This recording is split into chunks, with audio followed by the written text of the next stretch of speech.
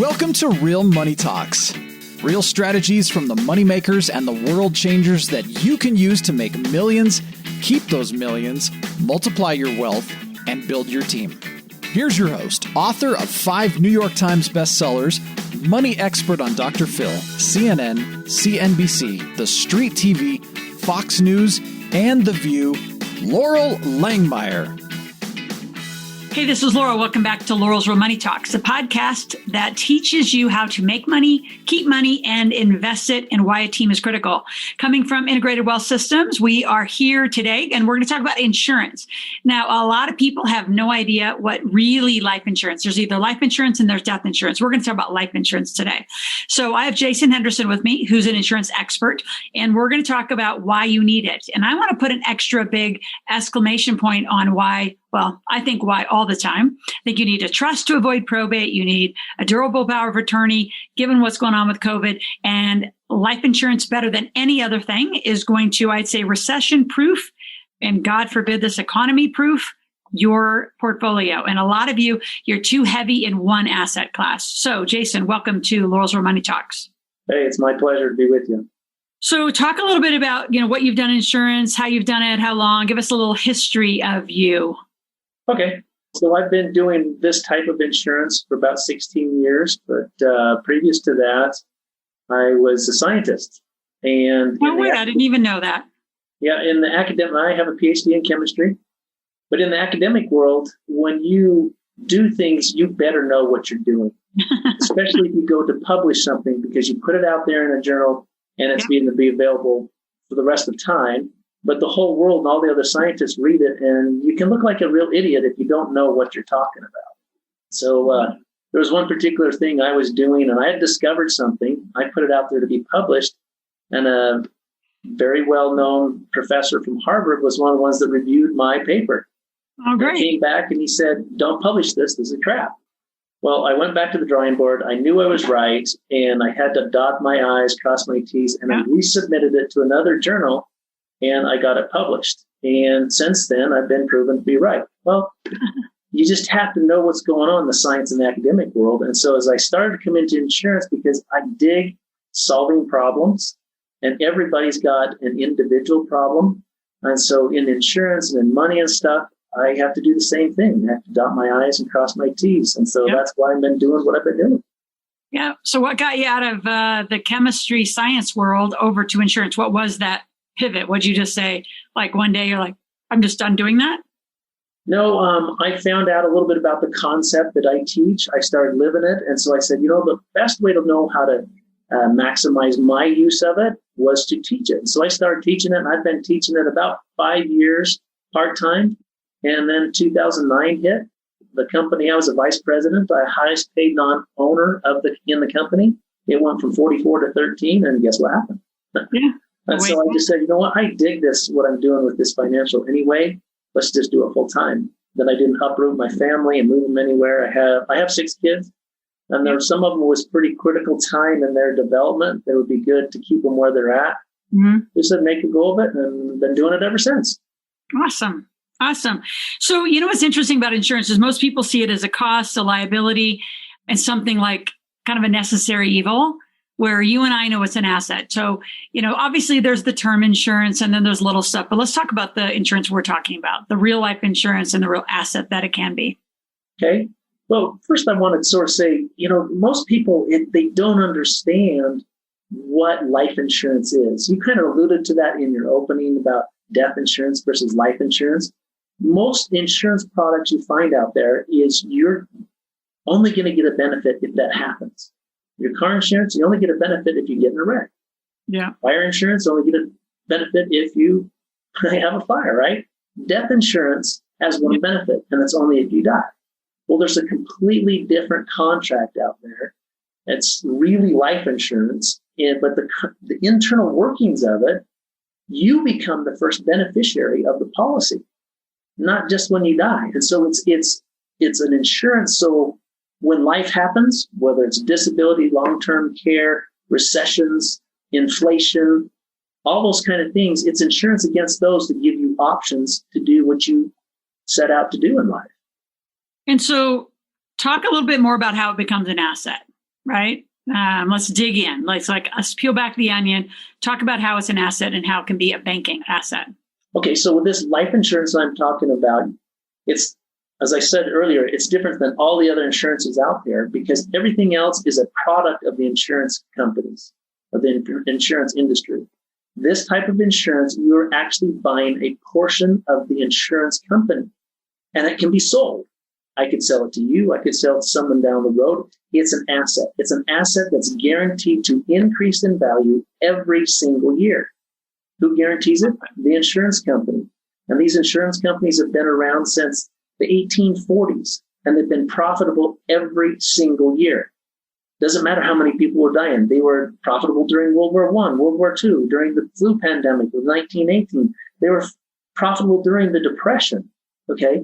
And so you have in the contract, you have equity in this contract that's called cash value. Well, that cash value can be used for a plethora of different things, such as banking that you mentioned. But again, you have an asset.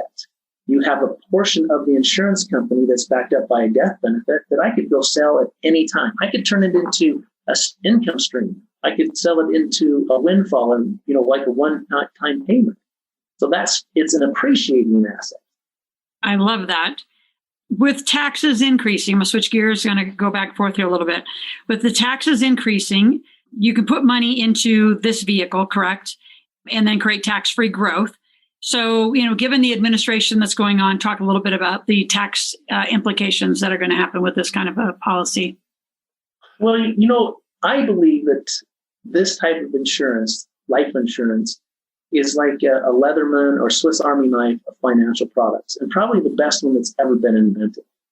And so when you start to get money inside of it, and it's protected by, long history and track record, if you will, there's almost no difference from administration to administration.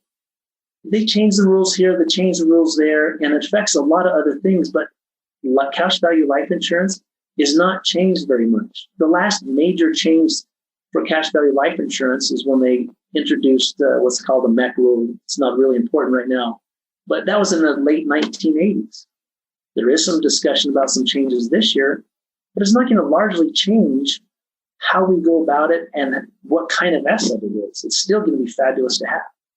So talk a little bit about the money as far as the money tax-free and how it can go to heirs tax-free. Talk about the legacy part of that, because a lot of our listeners obviously love the legacy part of what we do. Okay.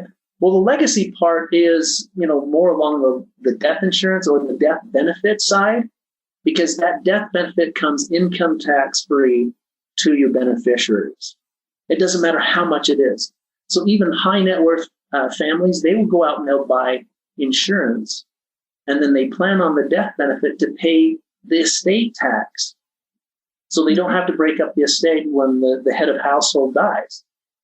So there's a huge legacy there. It allows you to, and by the way, those dollars, those legacy dollars, you're using pennies to buy dollars. There's a huge amount of leverage here. You're using pennies to buy dollars in the future that you can pass on to your heirs, whether it's a company, people you love, or a cause, PETA, anything that you care about, that can go income tax free and be a real windfall to them. So then talk a little bit more about how a policy can not only be used for the banking, and I'm going to come back to that because I want you to give some really specific examples of what we mean by banking, but it can also be used for disability and long-term care. So dig into, again, peel back the onion and explain this kind of insurance. Long-term care, disability are other products of the insurance industry that have come along, like Johnny-come-lately stuff. This insurance already has those benefits built into it. In fact, most of the companies I work with, you can just check a box and you can get a rider that if you have a terminal illness and you're diagnosed with a terminal illness, you can start to access your death benefit before you die. If you have a chronic illness, you can access your death benefit before you die. It's already built in the contract. So it's pretty cool because you can do multiple things with that. If you really look at the math, and I'm a little bit of a math geek, you're actually going to be better off instead of buying an additional long-term care policy, just make a bigger policy that's a whole life policy. You'll get more of your money out of it because What happens if you don't go to long-term care? You have a tragic accident. You have wasted a lot of money there. You've rented a benefit, where here it's all going to be go to your benefit and to your beneficiaries. All right. So talk a little bit about how this works. All right, Jason. So we're going to roll up our sleeves and pull back that onion, describe this banking process, because we all love it. I think a lot of people think, oh, I have insurance, so I don't need it. Everybody needs it and they need it now. So really describe it. So different and awesome. Okay. Well, some of the differences in the design, and you've got to find someone like us that will actually design a policy in your favor. Because if, let's just say I'm going to do $10,000 a year in premium or $100,000 a year, it doesn't really matter. A policy can be designed towards cash value accumulation or towards death benefit. The more it goes towards death benefit, the bigger the commission for the agent. The more it goes towards cash value accumulation, what's good for the customer, the smaller the commission for the agent. So you got to find the right guy out there that's willing to write it and take a smaller commission. That's rare, though. That's super rare. It is. And I'm not trying to dish on my fellow agents or anything. One, they probably haven't been taught this concept. But number two, sometimes people have got families to feed, and they've got to do what they've got to do. And other times they just, because they don't know about it, so they'll just do it for death benefit because it's all about the death benefit. That's all they know. It's not about death benefits. It's about cash accumulation. So let's talk about that cash accumulation. If you design it right, a major portion of your first year's premium is going to be available in cash for you to use. You can make a withdrawal. You can use it as collateral for a loan. There's all kinds of things. So it's going to be anywhere from, say, 60 to 80, sometimes a little bit more of your first year's premium. So let's use $10,000. You're going to pay a premium of $10,000. You can have access anywhere from 6 to 8, maybe a little bit more, $1,000 immediately, as soon as that cash is checked, is cashed. So then the next year, when you pay the next year's premium, of that premium, you're going to have access to even more. And then you get into this a few years, what actually happens, imagine this, Laurel, if you had a banking account, okay, some sort of account that as soon as you made a deposit, you would have access to more money than you deposited. Wouldn't that be cool? Well, you know what I love about the whole conversation you're having is, and I really want our listeners to hear it, is that you're designing, it's like you're co-creating the policy versus what I think most people's experience with insurance has been is being pitched something. And to your point, they walk out with an enormous, commission, and the person on the other side still doesn't understand their policy, right? Most people have a policy, if they do have one, and it's sitting somewhere getting dust, right? They actually don't know. So I just want to really point to the design of it. And yes, I would love that bank account that I would get to deposit and take out more. So explain that further, though, for our listeners. And that's exactly what we're talking about here, is it has that potential. I'll give you an example of one of my policies last August when I made the deposit. It's, a few years old now, but when I made the deposit, I had access to 1.4 times of what I put in. Wow. Okay. Now, is there like a limit that you have to do that? No, because it's all in the design. See, most people, when they talk about life insurance, they talk in terms of death benefit. I don't want to talk in terms of death benefit. I want to talk in terms of cash. And so it's done backwards, if you will. Most people say, I want $1 million policy. How much? I do it backwards. I say, how much do you want to contribute to your wealth account? And then we design it for the maximum amount of cash that we can get from that. And the death benefit is a sideshow. It just comes along for the ride, because it's all about the cash and using that cash to build wealth in other ways. Let me give you an example. Yeah. I'm sitting in a small office building in my city. Okay. This building is 100% financed using my policies. In other words, I own the mortgage on this place. Upstairs, there's 8 offices, and I rent to various people that just want an office. Downstairs is rent out to a check cashing business, and they pay me rent. So every month when the rent comes in, I make a, quote, mortgage payment back to the insurance company, and I get access to 100% of my mortgage payment. Go figure that. If I had a mortgage with some other bank, and let's say it's $2,000 a month, yep. how much would I have access to? None. Could I go get a C-lock? Probably, maybe 50% of the value of my equity. Yep. But in this case, when I make a $2,000 mortgage payment, I have access to all $2,000 to go do another property or do another investment, whatever it is. And so I can increase the velocity of my money going in and going out. It's not accumulating, if you will, in the bricks and mortar. It's accumulating in my favor, and I can accelerate my rates of return. And so what's the mortgage rate, though? Because I know people are going to ask that, right? So you're using, especially with mortgage rates. So when you say you pay back into the insurance, for the mortgage, talk that through.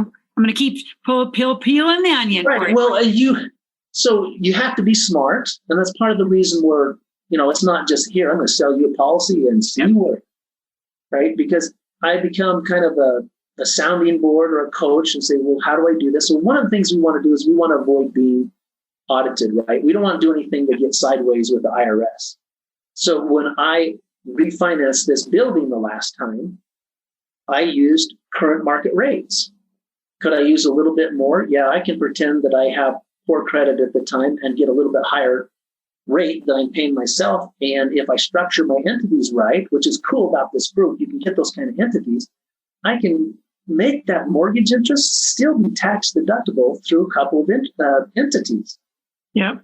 And so I want to use interest rates that are going out there right now. It's not in my favor, right? I'd like to pay 9%. I wish this building was paying me 9% on the mortgage. But the other side of it is, in the first 5 years is where you pay a lot of interest, right? So I don't let my mortgage get much older than 5 years. I refinance it on paper because there's a higher volume of my mortgage payments that's interest. Yep. No. I don't care because I know where it's going and I have access to it, and I'm going shopping for another investment as soon as I can. Yeah. So I know you have like a lot of great learning. So we're going to come to that. We'll give our Ask Laurel. I think it's asklaurel.com /. Is it Jason?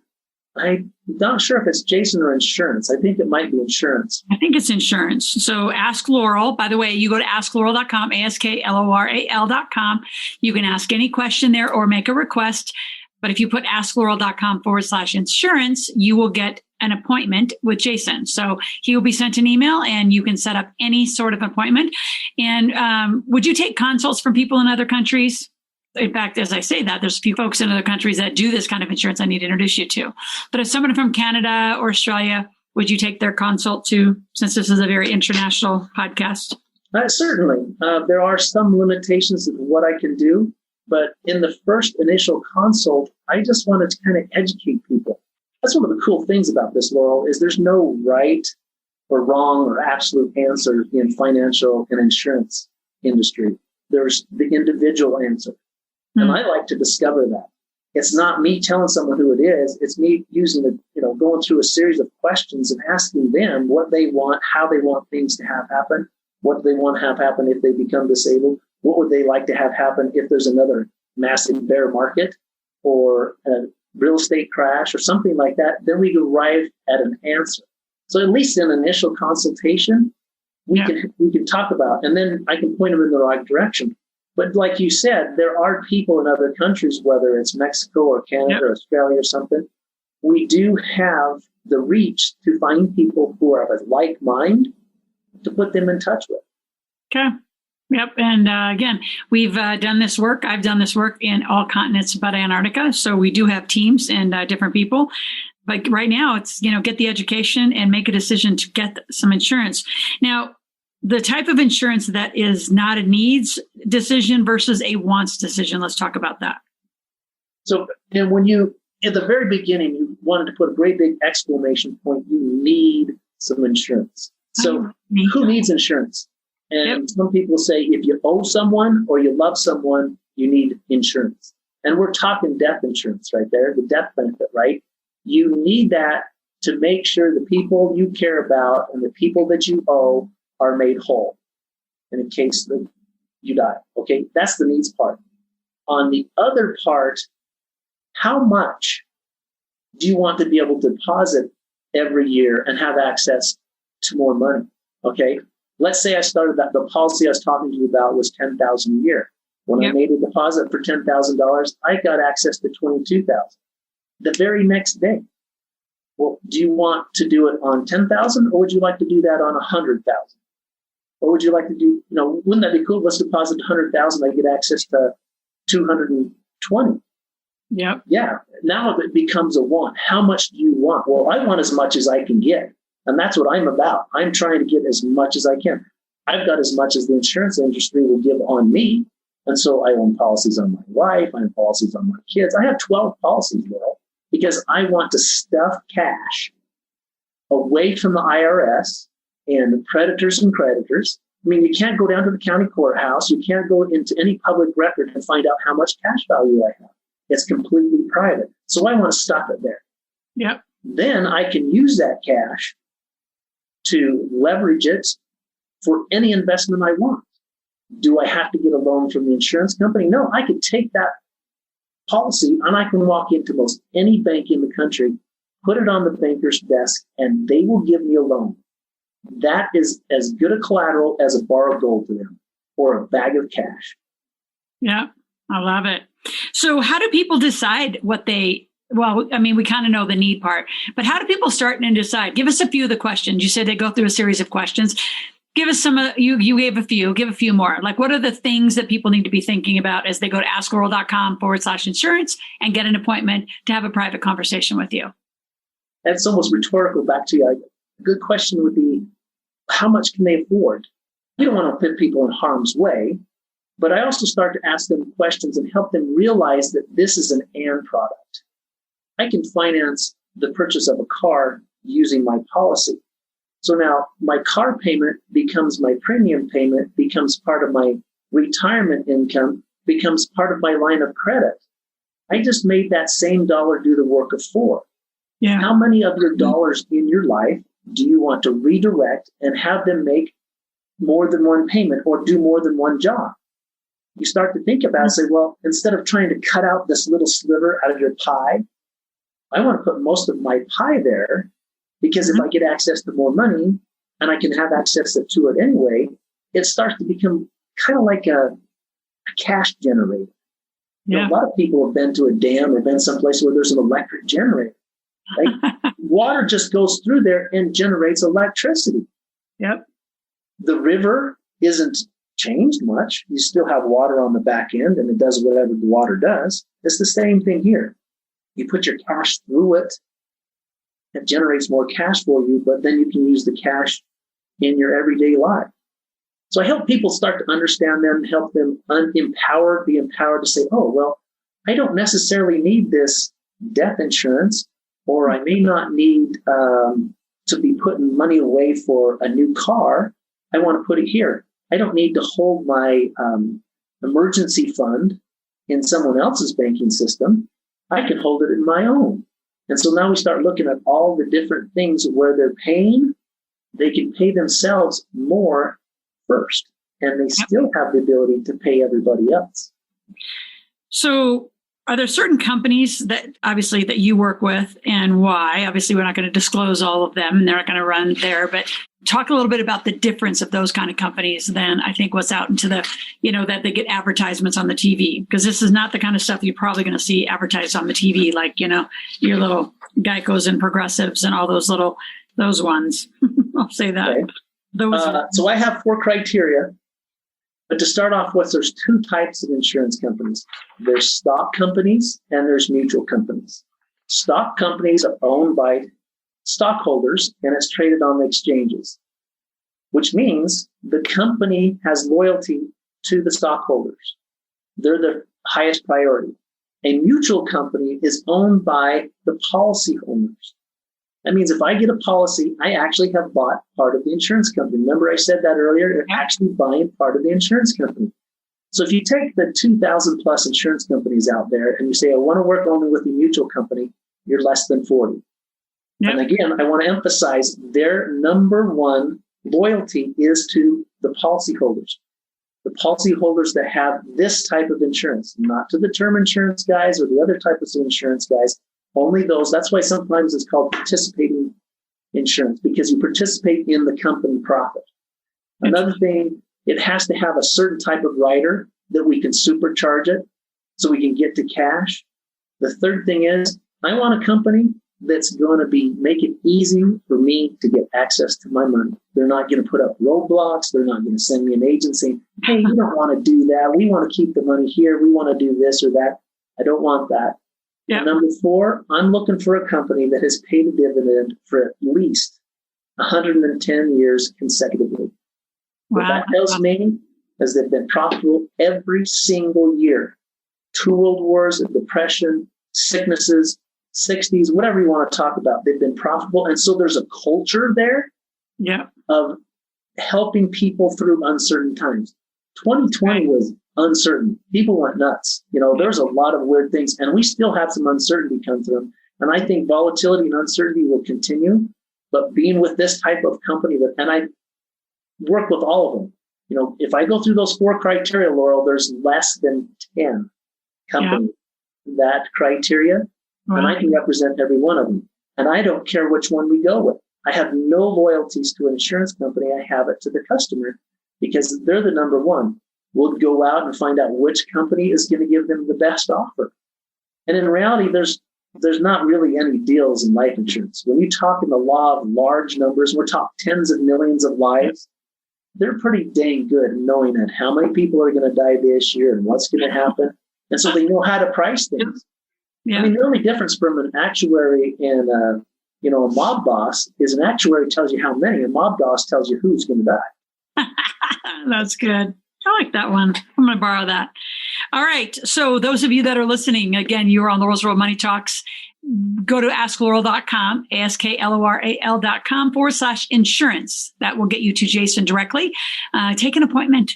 Figure this out. Even if you have to start with term and then grow, what's the minimum? I mean, you keep using $10,000 a year as an example. A lot of our clients are probably going to do, they could easily do, they could do $5,000, $10,000 a month into the process properly.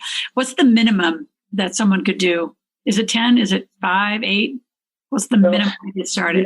It really depends from company to company, but let me just tell you my experience, okay? The smallest I have is $160 a month. The largest I have, someone's putting nearly $36,000 a month in. Yep. Most people I meet are somewhere in between. It doesn't really matter. And we could probably go lower than that. The $160 a month is a grandpa that does it for his he had a granddaughter born down in Texas. Just, apple of his eye, thinks she's the greatest thing. And that's what he wants to do every month. I'm sure we could tailor to people who feel like it's a little bit less than that. But really, that's the wrong question, Laurel. What's the minimum? Yeah. People should be thinking, what's the maximum I can put into this? Yeah. Because when you I know that's how we think, but that's not how most people are thinking. That's why I asked. Right. Well, yeah. But if that's kind of my job is to help them discover that, because when they start to get it, they say, how much can I put in this? Man, I wish I would have done this 10 years ago. Well, and what I love about that question is it also, even though they can borrow it and they can take it back, I like that there's an extra step than people who just have it in a savings account and sitting on cash doing nothing. So there's a discretionary barrier for people just to use it for a lot, just for whatever they want. And I think there's so much of that spending. COVID has created this, I call it COVID coma, right? You've heard me say that over and over, and such a lackadaisical thinking where people right now need to be extremely strategic about their money and where they're going to put it, given this new administration. Absolutely. So, Jason, thank you. Any last words? What were you going to tell our listeners that'll be hearing this from all over the world? The world's your oyster. This makes everything possible. It really does. I mean, I thought before I found out about this that basically the American dream was dead because I felt like I couldn't do better than what my dad did. And to me, that was kind of the American dream. But when I found out about this and what the power it can do for me and for my kids and my grandkids, it's alive. You can do anything you want out there. You just got to, dig in, buckle down, like you say, think a little bit, be smart, find someone that can coach you and help you, empower you to make good decisions. And hey, let's have some fun and find out what your answer is. Yeah. Awesome. So thank you, Jason. Again, we've been talking to Jason Henderson. Those of you who want to talk to him, get an appointment, asklaurel.com/insurance. And we will be back next week as we are always talking about money, making it, keeping it, investing. We'll talk about the next topic next week.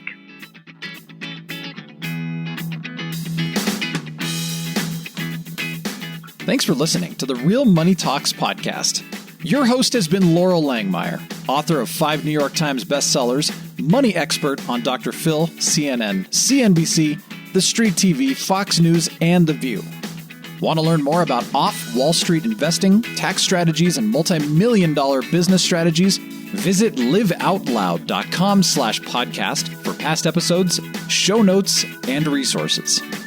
For some special wealth-building gifts only for Laurel's podcast listeners, visit liveoutloud.com/podcast gifts.